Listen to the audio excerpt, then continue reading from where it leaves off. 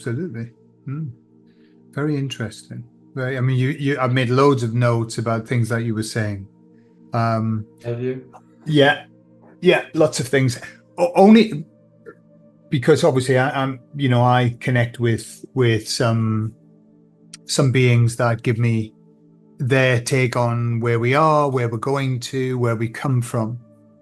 And there's nothing that you've said that doesn't fit into what they say. They just obviously Charlie's an extremely detailed person and goes into extreme detail, whereas the emissaries that I talk to, they don't. They're very, very like overview of stuff. But what I was asking them, and it's interesting that you mentioned the 5th of January.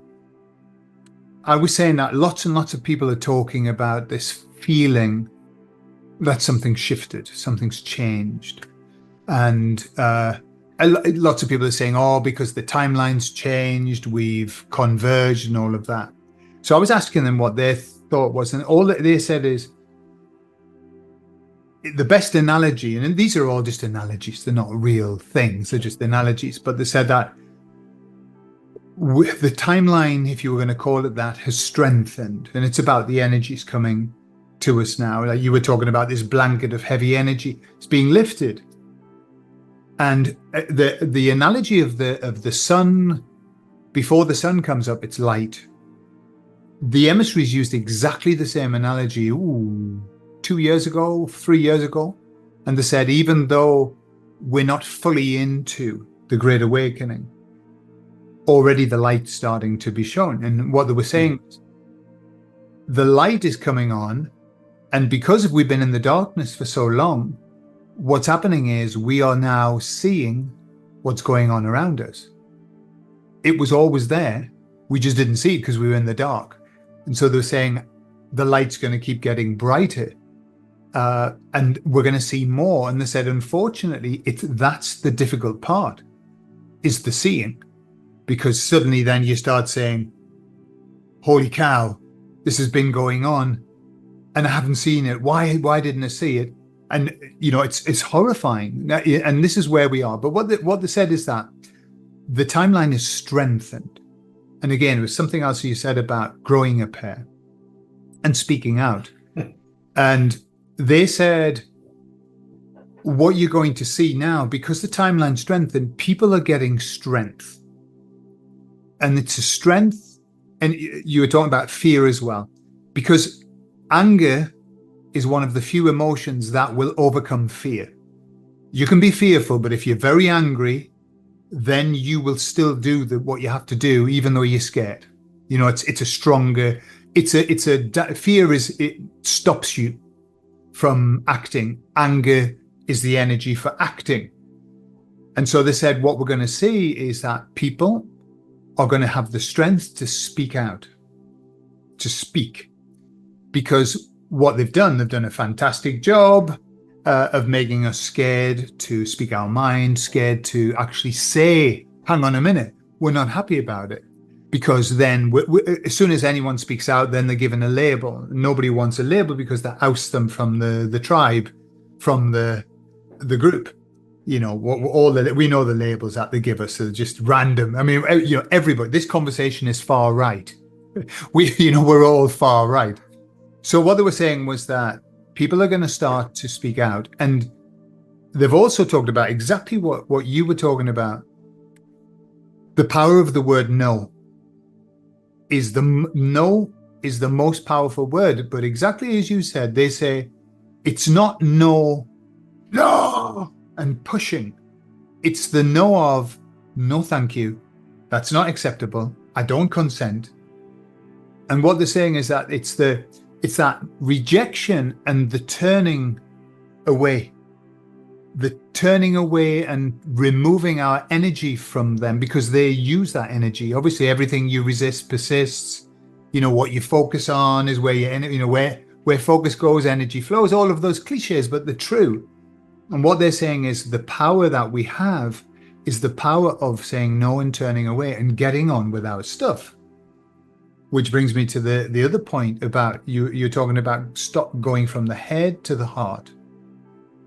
The emissaries have described this, what they call the Great Awakening. Okay, they've been talking non-stop about the Great Awakening from the beginning to now. But what they said is it's got 3 steps to it. The first step is waking up to the world. And this is where, according to them, this is where 40% of the population is right now looking. This is why people are going to the streets. This is why people are getting angry, because they're looking and they're waking up to the world, whatever it is, politics, food, just you fill in anything. That's the first step. And that's the hardest step, because that's the one where you must admit that you were wrong, which is a very hard, egoically, that's a very, very hard step to take. Then they said the second step is waking up to self. That's the journey within. Exactly what your course is all designed to do is to help people stop going out, start going in. And this is where I mean, the people who watch this particular channel, they're all on that process of going within. Step 2 and step 3, which the emissary said, the final step is returning. So waking up to the world, waking up to self, and then waking up to God. So it's this inward journey. And what they said is when we go within and we find out who we truly are, which is your words repeatedly and the emissary's words, we need to know who we are. We need to remember who we are. They said when we find out who we are, we have no alternative than to return to God. Because when we go in, we see that we are these sparks of God, of the divine. So that's the process that they've described, which is just fits in perfectly with the way that Charlie's laid it out to you. So I also, they're telling me that this is it. That's what they said. We are here. It's happening. And it's only going, and they said it's going to be a bumpy ride. They showed me the timeline that we're on with guardrails on the side. This is what the vision they showed me. And I said, why are the guardrails on the side of the timeline? They said, because it's going to get shaky. You're going to be shook. And that's a lot to do with the awakening, of seeing the horror that we've been living in for so long. But also, it has to happen. This has to happen so then we can move on. And this is why I think your course will be a boon, because when you're waking up to the world, it's a horrible place to be. It's scary. It's like, if everything that I've been told is a lie, effectively that's the truth. Where do I go? What do I do now? Where do I go? Where do I turn to? So I mean, that was why I did the courses that I was doing, because I just felt that there's going to come a period where people are going to desperately need guidance, and they're going to desperately need healing from all of the trauma. So yes, I think there's and beautifully, there's a big group of people that have trained with me that have got these skills that are ready. Maybe not right now, but boy, it's coming.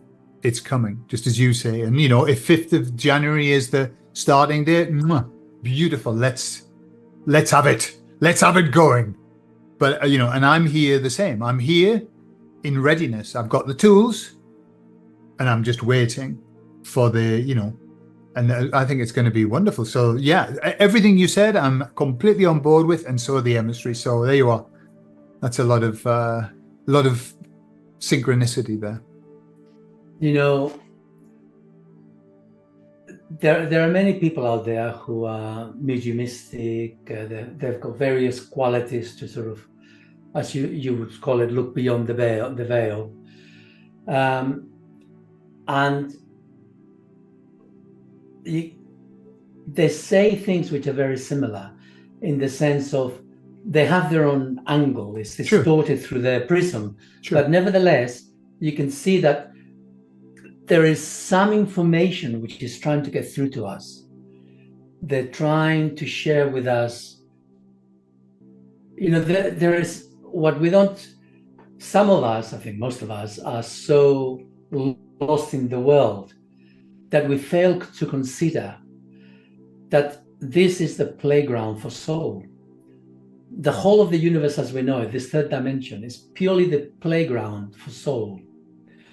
Soul is here to experience. And when I speak about soul, I'm talking about God, because ultimately there is nothing but God. I mean, we're just fractured little bits and bobs of God, but everything is God, you know. Nevertheless, we are disassociated from God to a greater or lesser extent. But the information is coming through that life could be something so much nicer than what it has been. I mean, the world has been barbarism, and soul it's been desperately trying. I mean, this lifetime, this next 20 years are crucial for the whole of humanity, crucial. Mm-hmm. And most of the souls who have, the word is incarnated, but you know, it's not really incarnated, it's more like blended. They've blended with biological human bodies. They're here to deal with the trauma they've experienced through previous incarnations, because the world has been traumatic forever, you know, well, last 10,000 years for sure. And this is an opportunity for humanity to come back to their senses. Weird word, isn't it? Their senses. Because we are only connected with some of our external senses, but we've got more senses than that. We've got internal senses, we've got psychic senses. Come back to our senses literally means come back to the intuition, to the imagination, everything that comes from soul, that informs us how to be on this earth, so that we can truly experience the world as it should be, not the world as it is made out to be. These groups of people, they've destroyed the world for us. They're destroying it right now. Sure. They've poisoned the rivers, they've poisoned the seas, they're poisoning our bodies. It's corruption. If hell exists on this earth, now is the time. We are living in total and absolute hell. Most people. Some of us are on the periphery, but nevertheless, hell is here with us. And the time has come to change that, because the universe has changed, the dynamics have changed, they will change, and it will make it so much easier. Yeah. It's like waking up. It'll be like waking up. Mm-hmm. Yeah. But you know, when you wake up in the morning, you only feel as good as the good sleep you've had, or the good food you've eaten before, or whether you've upset. I mean, you know, if you drank a whole lot of alcohol, then you're gonna wake up, but you won't gonna wake up with a hangover, right? The world is not gonna be beautiful. People still need, you know, you still need us to work on yourself, to change. You need to learn to change away from the addictions which have been imposed on you. Mm-hmm. Whether they're from the chemicals in the foods, because you buy stuff from one of the big, I don't want to name any names, but one of the big supermarkets, they're all pretty much the same, really. We are surrounded by shit. Sure. And we need to clean our bodies. We need to start with ourselves. So yeah, the time's come to wake up, and it begins by taking care of ourselves. Physically, emotionally, mentally. Absolutely. And soul has been trying to tell us this in its own way. And now they're clamoring. It's getting more and more incessant with so many of us, because the veil is lifting. The information's getting through to us. Sure. All we need to do is listen. And if you want to listen, you've got to start liking yourself. Exactly. And they know, you know, I call them the baddies. They're fully cognizant with what's happening. They know the Great Awakening is happening. Their job is to stop it, or at least to slow it down, or to try and halt it. And so as they see this happening, they have got to up the ante. And this is what the emissaries were saying. They will have to respond. And so it will get mad. It will get, I mean, it couldn't be any madder, but I think it's going to get madder, and it's going to be surprising.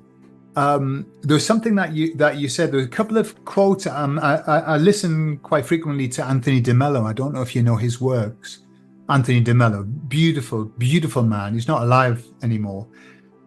But he said this expression which resonates exactly with what you were saying. You're talking about the mind, being in the mind, and the baddies know they must keep us up here. They need to keep us in the mind. They need to also keep us in that reptilian brain, the amygdala. They need to keep us in fear, because when we're in fear, we can't think, we can't do anything except, I was talking about the Maslow's hierarchy of needs. The basic need is safety. And they want to keep us there, because then all we're interested in is safety. Who's going to make us safe? Well, the politicians are going to make us safe, aren't they? And so if they can keep us in that fear, then we're not going to ascend. Basically, it's an ascension, isn't it? So Anthony de Mello uses this expression: lose your mind and come to your senses. And that's exactly that. That's the beautiful path, isn't it? Get out of the mind and come down to your heart. And that's where we're going. How I see it is this. I mean, the emissaries often say this: it's inevitable. This is happening. So you can either come willingly, or you can come kicking and screaming. We're talking about waking up, Sal. Most people have to wake up to an alarm. Beep, beep, beep. It's horrible. But imagine being woken up to a slap on the face. I mean, that would be the worst way of waking up. This is what people are getting. A slap on the face. Beautiful people who are going out to the street to say, we don't like what's happening anymore, and we want to speak out about it. And then the leader of the government calls them extreme far right. That's a slap on the face for them. I mean, what the emissary said is what's happening now. These people are waking up, and they're having a rude awakening of like, hang on a minute, all of this structure that I've supported all of these years doesn't even support me, and it doesn't even like me. I'm sad for those people that they have to go through it, but I'm happy, because that's the step. That's the start of the awakening. After that, once you get over the hard bit, it's beautiful. And the longer you go in the awakening, the more beautiful it becomes. But at the beginning, it's a slap on the face. But hey, we've all had it. We all had the slap on the face. I'm sure you did too, at some point. Wake up. Yeah. From my perspective, up till the year 2000, I was so self-absorbed that all I was interested in was my own little world and my personal development, going to courses, doing this. It was still in the process of trying to grow, but from my own little bubble perspective. And then the year 2000 came, and had the internet, and then 9/11 happened. And suddenly I began to get information about different perspectives of conspiracy theories. They never talk, when they talk about 9/11, they never talk about the alleged aeroplane that hit the Pentagon. The Pentagon. Yeah. They don't talk about that. That's disappeared. No, let's not talk about that, because the hole wasn't big enough. Plus, they went and they took all the cameras away from everywhere around it, and they only left one, which was from a side entrance, and it shows something going really fast, and then there's this sort of a reddish, whitish flame that springs out, and that's all they allowed us to see. 3 frames. That's all it was. Jink, jink, jink. 3 frames.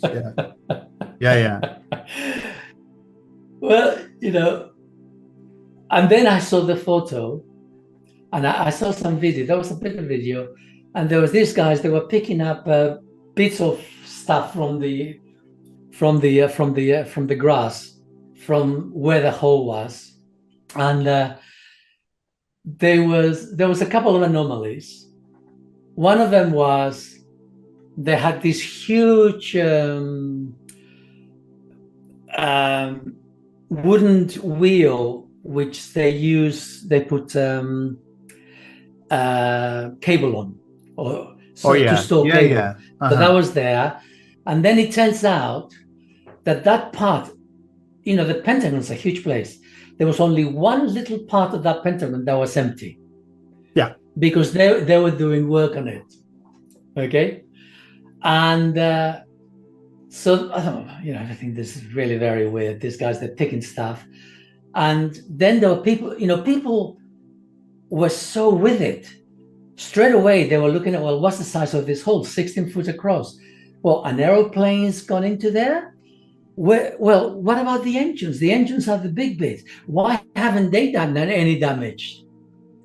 And then there were photos that says, well, if this went in there and it exploded, how come I can still see those books there on the side? They haven't been disturbed.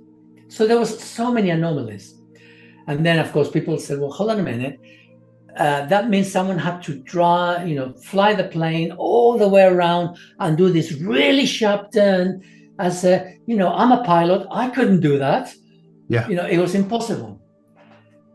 And that began to make me really curious. And then, of course, I began to research the other ones. And, the joke was, for me, I was totally convinced this is totally real. This is a frame up. I don't know what the eventual truth is, but what they're showing me is bollocks. And I was really excited. So then I went to my wife at the time, and she sort of believed me. But within 2 months, she totally changed her mind. It's not possible. There is no way that the government could do that to its own people. Aha, exactly. It's just not possible. Yeah. I said it to my children, very, very, very bright kids. One of them was, I don't know, about 15, 17, 13. Can't remember how old they were at the time. But they were bright. They were bright buttons. Nah, they couldn't go there. None of them could go there. It's incredible. The need to be part of the group is too powerful. Sure. You cannot break away from that. So that's what woke me up. Then I became really interested in conspiracy theories. And of course, from there, down the rabbit hole. And the what I've noticed about all of that, and some beautiful person put a DVD through my door 2 years after 9/11, and it was explaining all of these things. I mean, it was a 4-hour video. I watched it all, and that was my moment of, if they're capable of doing that, what else are they doing? And that was off down the rabbit holes, But what I discovered was, and this is what I see, and especially in the group Peaceful Rebellion, where people have been awake for a good while, is there's a point where you don't really need to go down any more rabbit holes. It's like when you know that and you know everything that you've been, I use the premise, everything that I have been taught is a lie. So I've got my hand up. That's my premise. Is it true? I don't know, but it's a brilliant premise to work from, because then never accept anything on face value. You will, in hypnosis terms, we have what's called the guardian on the gate, and the guardian on the gate is the one why is it? Just a moment. I haven't got to put my hand up. It thinks I'm waving. The guardian on the gate is the one that says, I'm calling bullshit. I don't believe that. What they've done, they've hypnotized people, and that guardian's asleep. And so all of the stuff in hypnosis can go in. You watch a TV, you're in hypnosis within 3 minutes now because of the flicker rate. So it just goes in. Whereas when you've taught your mind everything is a lie that they tell us, then you're on guard. The guardian's there with a shield going and the sword saying, before I let this in, I need to investigate it. I need to look at it. And so it puts you in a very strong position, and you're not vulnerable anymore. You're not vulnerable to that kind of propaganda. So, but what happens is after a while, you don't need to do it anymore. It's like, I know this is all bullshit. And so that's that journey within, waking up to the world is wonderful, fun, rabbit holes. And oh my God, and my wife and I used to say, I can't look at this, look about the water, look about the food, and you start doing stuff like getting osmosis filters in your house and only buying this kind of food. And it's what you need to do. Fantastic. But it comes to an end where I'm like, oh God, another video telling me about this. No, I'm working on me. And so that's that journey on the inside, which we all end up doing. And I see that in our group. Everyone's going, oh, look, enough of that. Enough of the fear mongering. Enough of the fear. Now we need to move toward love, which is, there's only fear or love, isn't there? We've spent so much time there that it's comfortable sometimes to be in the fear. It's a comfortable place, but that's not where we need to be. Yeah. Well, talking about the fear,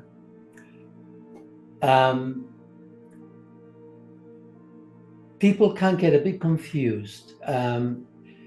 Fear is not a negative emotion. Mm. I mean, it's an emotion for sure. But fear is a motivation, is the motivation to activate the human body to fight or flight. Sure. So either you run away or you turn up, and then the fear turns into anger, which is I'm defining my space and I'm willing to do whatever it takes. But that is still fear, which has been transmuted into one of the rays. In this case, it's anger. And that anger is a very positive anger. Mm. When I was saying about no, that no is true anger. It's not the anger where I lose the plot. Sure. And I go into a reactivity. Sure. It's the anger that defines me and says, no, I will not accept you going beyond this boundary. I am defining a boundary of who I am and what my world is. Sure. And if you cross that, then you're going to have to deal with me. I call that righteous anger. It's very different to fury. Yeah, no. It's not fury. Yeah. It's righteous anger of yes, this far, no further. And when you're in that space, you don't lose the plot. You don't lose your mind. You don't go woolly-headed. You're cool. You're calm. You're collected, but you're very determined. Sure. There's a determination, which is quite unshakable. And when a human being is in the throes of that emotion, you're wary. You don't cross that human being. Absolutely. You will not cross them because we respect that energy. Yeah. Yeah. Yeah. Because it's the energy that goes to the bitter end. It goes all the way to the end. There's no hold bar. Sure. The story that ties in beautifully with that is the story of Jesus in the Bible when he goes into the temple and he throws out the moneylenders and throws them out. That was the righteous anger of, what are you doing in my Father's house? Get out. And that's where we're all going to end up. That's where the people who are angry at the moment, they don't know why, they're going to get to that righteous anger, which is going to be, that's when change happens. That's what we're aiming towards. That's where we're going. That's where we're going. Because let's face it, those parasites who've got the hooks into humanity, they're not going to give up just like that. No. Because they've got minions. They've got minions that they manipulate. And those minions may or may never wake up. Sure. I'd like to think that they will. But if they don't, then But Charlie has told me that only about 2/3 of humanity will actually wake up. That's Because really there's interesting. 1/3 where the souls are very young. They're very young souls. They just do not have that ability. And they're the ones who are going to be trapped on this earth over future times. The emissaries just said, I was asking them because I asked them about stats. The only thing they'll give me is percentages, like general. So I said, right. So they were talking about this 60 to 65% of the population that is in the process of waking up. Some are further on and some are just beginning. But this is, with your January the 5th thing, it just ties in nicely. They said, it's happening now. And I said, what about the other, the other bit? And they said, we'll not go there for the moment. That they're not really going to get involved. And they used an analogy just today. They were talking to me about that we're here and we are like dancing. We're doing a waltz. And they said that the choice that we have is not, we can't choose the dance. We've been given the dance. We can just choose the steps that we choose within, where we go on the dance floor. And they said, and you're all dancing alone, but you're not, because God's dancing with you. Yeah. But they said, you aren't the dancers, you were being danced. Right. And I said, so what about the rest then? And they said, they're all just doing line dancing. They're just doing the slosh, the same dance, everybody. They said, don't worry about them. You focus on your dance and getting your steps right. So pretty much the same feel that not everybody's, and the Bible says the same thing, So the Bible says the same thing, that Jesus comes back and he rescues those who have the right heart, and those who don't stay behind to live in hell. And they say go to hell and all that. To me, it's just stay behind, because as you said, this is hell. This is the hell that we've got to wake up from. So, but the good news is, according to the Bible, after a while he comes back and he gets them as well, but not yet. Because as you say, young souls or whatever, not ready to be there. But so, yeah, well, I think it sounds like everything's pretty much on course, isn't it? Yeah, I'd like to believe it is. Sometimes it's difficult because Charlie gives me all these stories, and at the end of the day, I'm just a human being, fallible like anyone else, and it comes into my head. I get the images, I get the visions, I get the information through my hands, and I don't know. It's a tall story. Can I believe this?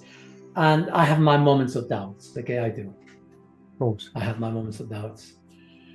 And I struggle sometimes. I struggle to see, he doesn't believe. I look around at the world today, I said, how do we escape this? Everything I hear and I see, it's just sending us deeper and deeper down the hole. How can we possibly escape? Right now we've got this Mad Hatter who has been trying like mad for years to have a powwow with Iran. And they've been getting other people to fight their fight. So he's trying to bring the whole world into their fight. And they're vindictive enough. I'm trying to sort of speak through. Sure, I understand, yeah. They're vindictive enough that they will kill everybody. If I can't have it, it's the spoiled child syndrome. Yeah. If I can't have it, nobody can. And they've got enough of those little bits to go off.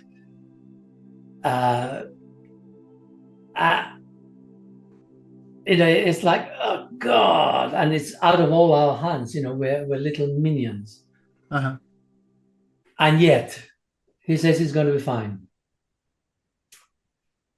So Yeah. I choose to put my trust in Charlie, but I do have misgivings. My ego, my fearful ego, still like, I don't know. I agree with you, Sal. Sometimes I think to myself, what if I'm just making all of this up? What if I'm just making it up? And then what occurs to me is this. What I'm aware of is that there's nothing that I can do that's going to change what's happening. There is nothing that I can do except keep myself in a good place and give the right energy out.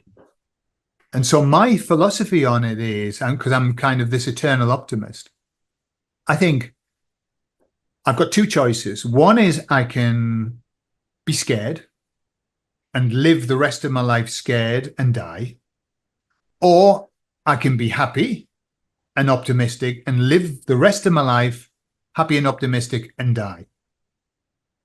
Whether it's true or not, I'm going to choose the second option, just purely because why come to a terrible end and be miserable all the way up to the end? Why not be happy until the end and then come to a terrible end? So what? It's exactly the same. There's nothing you can do.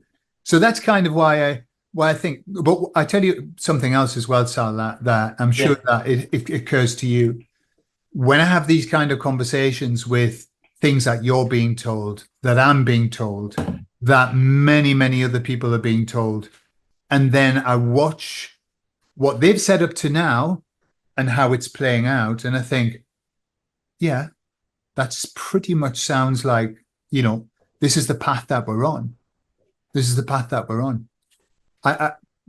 There's a lot of, although the emissaries don't go into massive detail and they don't talk about dates, they don't talk about anything, they just give me the overall of that we're in the Great Awakening, this is happening now. But I can see it. I can hear it. I can hear it in people. 3 years ago, before the plan thing, people were completely zombified. And then something shifted. And now when I hear the same people talking, they're going, hey, something bad's happening. Have you seen this? Have you seen the politicians? Corruption, lies, blah, blah, blah, blah, blah, blah. They're this, through pain, the slap on the face, people are waking up. And I can see it, I can hear it, and I can feel it. And that gives me hope. That gives me great hope. So they've done a lot of mistakes. They've made a lot of mistakes. And it's through those mistakes that people are beginning to question in greater and greater numbers. Yes. It's definitely an own goal or two. Sure. And the emissaries said to me, they know fully well what's happening, as I explained before. They know fully well what's happening. And so for them, this is a race. It's a race to the end. Who's going to get there first? Are they going to be able to, will bad out or will good out? And so what they said is that they foolishly think, they believe, not all of them, because there's a lot of them that are having massive doubts now, but they foolishly believe that they can win this race against God. It's the classic story of the devil and God. But they said they can't, because that's not the story. That's not the plan. That's not the plan that was laid into place. So no matter how fast they go, and they will be going fast, and it'll be shocking, they still can't win, because the faster they go, the more they wake people up. As you said, they make these mistakes or guidance. I don't know. Is it meant to be this way? The faster they go, the faster we wake up.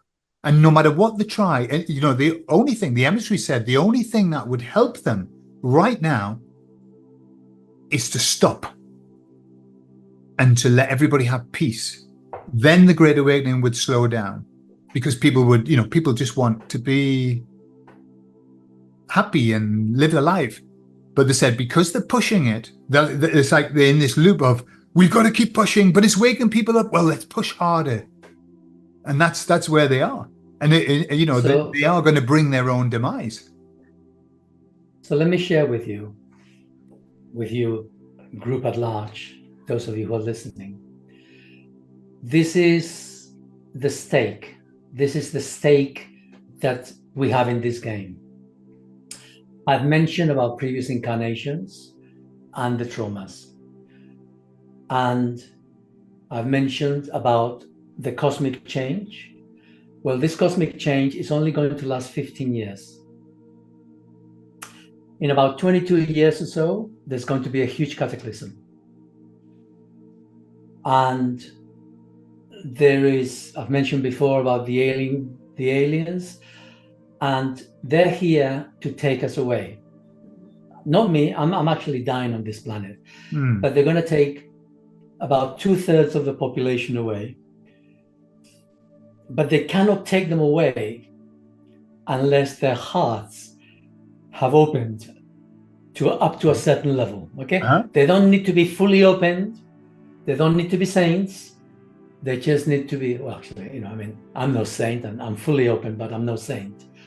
But they need to be open part of the way, enough that they know who they are, enough that they can connect with themselves and say, this is who I am. And they can connect with the positive feelings.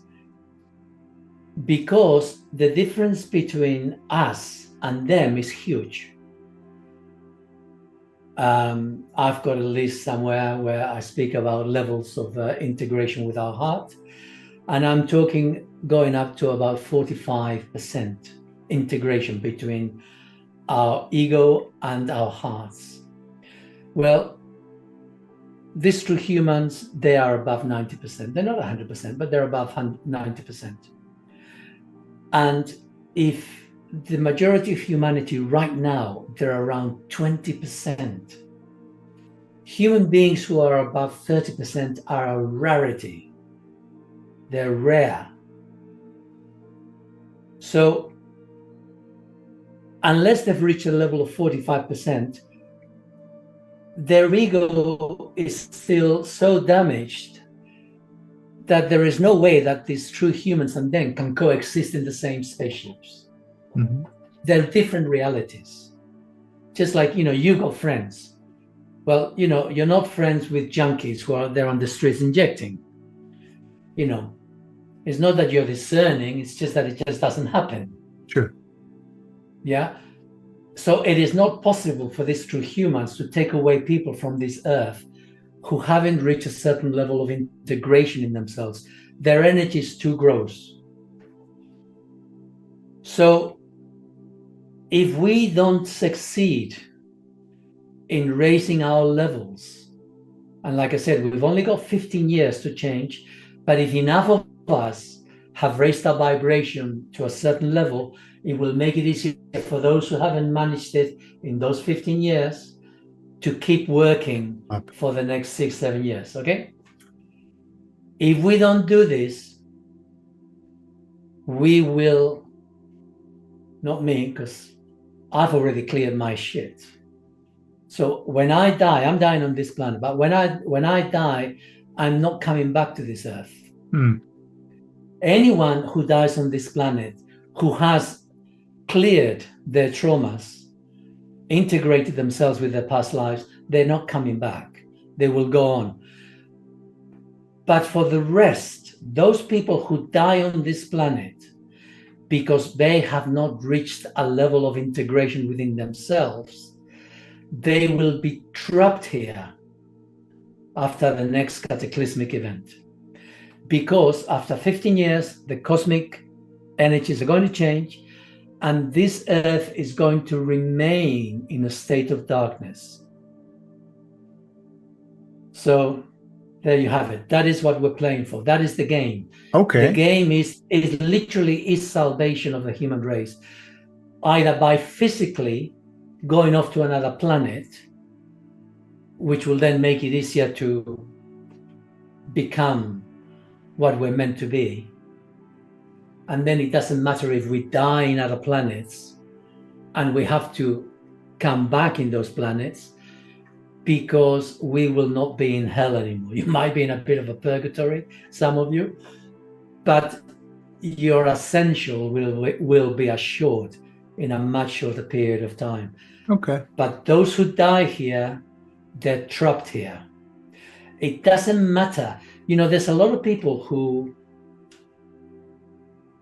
their soul fragments, they're advanced soul fragments, but we're all born damaged in this world. And the challenge is to clear ourselves enough to heal ourselves, not just this lifetime, but previous lifetimes. And if we don't manage to do that within the next 21 years, we're trapped. Okay. Well, there's an and we have to start all over again. There's an incentive for us to start working on ourselves. And I'll just notice the time, Sal. I'll have to shoot off now because I've got to go and do some shopping, would you believe? A very 3D shopping. But that was fascinating conversation, Sal. Thank you very much for sharing all of those things. Thank you. And I'll put your details in your website as well in this video, so that if people are interested in the course open up their heart and get themselves on that ship, then they can do that. Yeah. Thank you very much. I appreciate Sal. Giving me the time. All right, Gordon. You're welcome. Take care for now. You have a lovely day, Sal.